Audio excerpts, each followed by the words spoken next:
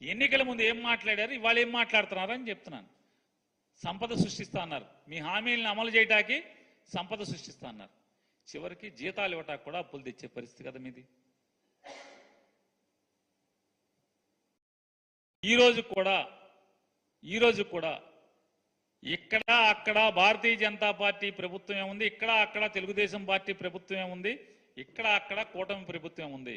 ఈ కూటమి ప్రభుత్వంలోని దేశ ఆర్థిక మంత్రి ఈ రోజు కూడా చెప్తున్నారు, ఆంధ్రప్రదేశ్ రాష్ట్ర అప్పులు 4 లక్షల కోట్లు చిల్లర అని. నిన్నటిదాకా మీరందరూ కూడా ఆఖరికి భారతీయ జనతా పార్టీ అధ్యక్షురాలను ఇక్కడ బోర్డు పెట్టుకున్నవాడు కూడా 15 లక్షల అప్పులు, 15 లక్షల కోట్ల అప్పులు అని చెప్పింది. మరి ఎవరిని నమ్మాలి, ఎవరిది మోసం, ఎవరిది అబద్ధం చెప్పండి మీరు. నిర్మలా సీతారామన్